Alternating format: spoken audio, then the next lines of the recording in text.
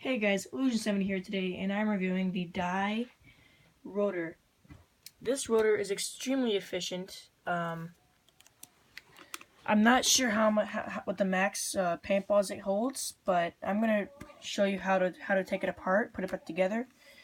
I'm not gonna show you how to put the speed feed in, cause I'll make another video for that, cause I don't really have all the pieces right now. But yeah, I got this speed feed from A&S Gear. It's a really nice speed feed. I got it for around $20, $25. I also bought a squeegee with it. It's in that bag, along with some other gear, some deodorant, gloves, and then here's my microfiber squeegee. I got that also with my NS gear, along with this rotor. This is a die tree aqua from NS gear. I got a die sticker with it. My opinion on this loader is I think it's probably the best loader out there. There is a Spire, which is basically the same thing, but it probably holds a little bit more paintballs than this.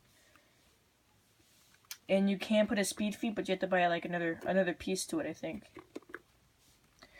Anyway, to open the loader, you're gonna want to push this tab up. What up?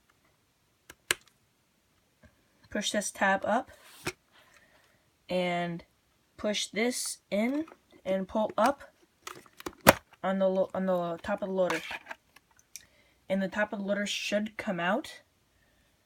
And just set that aside, and you get the actual rotor itself.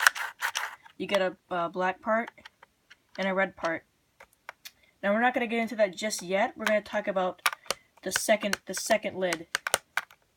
So this is something die put together, because sometimes when you're on your last few paintballs, they get stuck in the back, and you have to like shake the loader around to get them in the front. But they put a spring in the bottom of this, near the bottom, and when there's not that many paintballs in, it pushes the paintballs down into the rotor, and you can shoot those last few paintballs if you're low on ammo. And they included this special feature right here on the bottom of the loader. If you ever have a jam, pull this back, and it force feeds a paintball into the gun. Now let's take the second piece off. What you're gonna do is you're gonna press this forward, and this piece should pop off. Now just take this piece off, set next right there, and you got the battery pack and the rotor. I like this battery pack because it's Velcro. It's very, very strong. I can't even wiggle it out of the gun. Yeah. This thing, the loader is practically waterproof. It's just that if you get water in your loader and you have paint in your loader, the paint's gonna get ruined, and that's probably bad because you can't shoot wet paint. You can, but it'll probably break in the barrel. So we're gonna get onto this part now. To take this out, you're gonna want to push this tab backwards, and you should see this piece move from this. We're gonna call this part A, and this part B. So you're gonna see this piece move from part A to the side of the loader, and then we're gonna do the same thing with this piece. We're gonna want to move this back off part A onto the side of the gun, and then just lift this up. You take part B and part A, just set that aside right there. They are two different pieces, so remember that. And this piece goes black part right side up, and this piece goes smooth part right side down. So now you have the inside of the rotor. These little gears right here are what spin the rotor.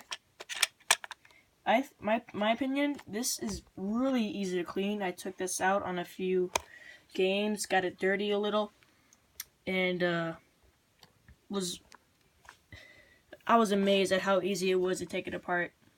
To put the rotor back together, what you're gonna do is you're gonna take this, press it in the hole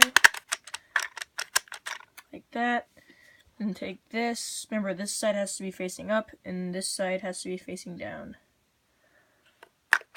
Press that, align with that, to hear it click again.